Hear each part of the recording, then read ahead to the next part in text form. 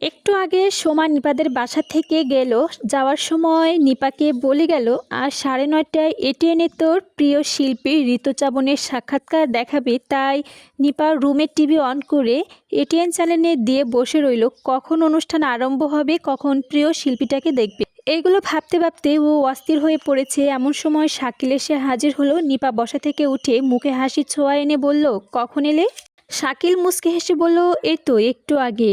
বাসায় গিয়েছিলে? না, বাসায় যাইনি। অফিস থেকে বেরিয়ে বাহিরে একটু কাজ ছিল, কাজটা সেরে তোমাদের এখানেই আসলাম। তাহলে বাসায় চিন্তা করবে না? না, বাসায় চিন্তা করবে না, টেনি ফোন করে জানিয়ে দিয়েছি আজ আসবো না। ওহ, তাই বলো? তুমি বসো, আমি তোমার জন্য। শাকিল কিছুক্ষণ চুপ থেকে কি যেন ভাবলো, তারপর বলল, হ্যাঁ তাই করো। নিপা চলে গেল। শাকিল বসে চুপচাপ টিভির দিকে তাকিয়ে রইল। কিছুক্ষণ পর নিপা লুঙ্গি নিয়ে রুমে ঢুকলো। ঢুকে শাকিলের লুঙ্গিটা দিয়ে শাকিলকে পাশে গিয়ে বসলো।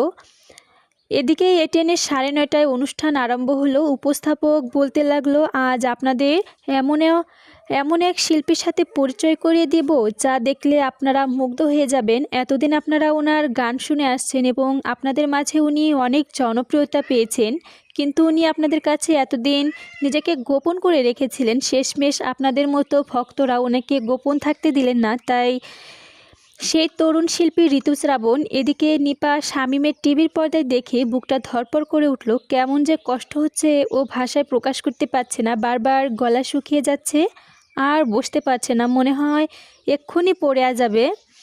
তবু নিজেকে অনেক কষ্টে সংযত রাখলো। যদি নিজেকে সংযত নাই রাখতে পারে তাহলে শাকিলের সামনে ধরা পড়ে যাবে। শাকিল শামীমকে দেখলো এবং ভেতরে কোনো প্রতিক্রিয়া এলো না। আর ভাই এত বড় শিল্পী হয়েছে। ও চুপচাপ বসে টিভির দিকে তাকিয়ে রইল। উপস্থাপক শামীমের প্রশ্ন করলো, আচ্ছা ঋতুশ্রাবণ সাহেব, আপনি কিভাবে জগতের পদার্পণ করলেন এবং কার অনুপ্রেরণায় এতদূর এগিয়ে আসলেন? আমার ছোটবেলা থেকে গানের উপর একটু ঝোঁক ছিল, কিন্তু সত্যি কথা বলতে গেলে কি টাকা পয়সার অভাবে আমি গান শিখতে পারিনি। তবে নিজেই গানের বই সংগ্রহ করে বইগুলো নাড়াচাড়া করতাম, অন্ধকার নিরালায় একা একা গলা সাধতাম। তারপর আমার শ্রদ্ধে মাসুম ভাই, যার কোনো কিছুই ঋণ আমি শোধ করতে পারবো না, সেই মাসুম ভাইকে এই অন্ধকার জগৎ থেকে আলোর জগতে নিয়ে আসলেন। আর বলছেন কার অনুপ্রেরণায় এতদূর পর্যন্ত এগিয়ে আসছি? সত্যি বলতে গেলে প্রথমে তার নাম বলা যাবে না, কারণ ও আমাকে ভুল বুঝে আমার কাছ থেকে চিরদিনের জন্য হারিয়ে গেছে। কিন্তু আমি, যাক, এই জন্য আমি দুঃখিত। যাক নাই বললেন, কিন্তু এতদিন আপনি নিজেকে কেন গোপন রেখেছেন সেটা বলবেন কি? হ্যাঁ, তো অবশ্যই বলা দরকার। তার কারণ আমি ভাবলাম আমি এমন একটা নগণ্য মানুষ, কি বলবো আর, গান গাইতে পারি, যদি শ্রোতাদের আমাকে মেনে না নিতে পারে তাই নিজেকে গোপন রেখেছিলাম। আপনার গানে যে এত জনপ্রিয়তা, আপনার কেমন লাগছে? ভালো। আমাদের দর্শকদের জন্য একটা গান উপহার দেবেন কি? হ্যাঁ, দেব তো অবশ্যই। তাহলে শুরু করা যাক। ভালোবাসার মোদের ভিখারি করেছে, তোমাকে করেছে রানী, তোমাদের দুয়ারে কুড়াতে এসেছি ফেলে দেওয়া মালাখানি। নয়নে জলে যে কথাই জানি, সে ব্যথা আমার কেহ বোঝে নাই। মেঘের মরমে যে মিনতি কাঁদে, চাঁদ বুঝলে সে জানি। মাধবীলতা কো মাধবীলতা, আজ বুঝি তুমি আছো ফুলের স্বপ্ন সুখে। একদিন যাবে ফুল ঝরে যাবে, লুটাবে ধুলির বুকে। খেয়ালি প্রেমে খেলা বোঝা দায়, কখন হাসায় কখন কাঁদায়। মুখ হয়ে যায় কারো মুখরতা, কারো মুখে জাগে বানি। পুরো গানটা গলায় ছড়িয়ে গাইল শামীম।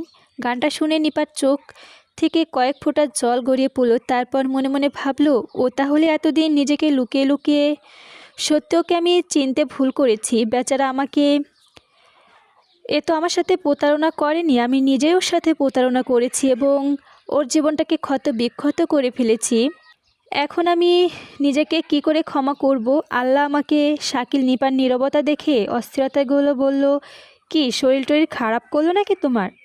নিপা শামীমের কথায় চমকে উঠল। তারপর আরোভাবে চোখগুলো মুছে স্বাভাবিক হয়ে আস্তে আস্তে বলল, কেন জানি না হঠাৎ মাথা ধরল।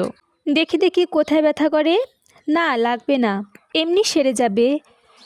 আমি তোমার জন্য খাওয়া দাওয়া রেডি করি বলে তড়িঘড়ি করে শাকিলের ওখান থেকে বেরিয়ে পড়ল। শাকিল একবার ভেবেছিল নিপাকে শামীমের পরিচয় দেবে, পরে আবার কি ভেবে মুখ ঘুরিয়ে ফেলল। কয়েকদিন পরই শাকিলের বিয়ের অনুষ্ঠান সম্পূর্ণ হয়ে গেল। অনেক জাঁকজমকভাবে বিয়ের অনুষ্ঠান করল শামীম। এদিকে শামীমের পতি খদিজা বেগমের খুবই সন্তুষ্ট এবং বিয়েটা হলো নিজের বাড়িতেই।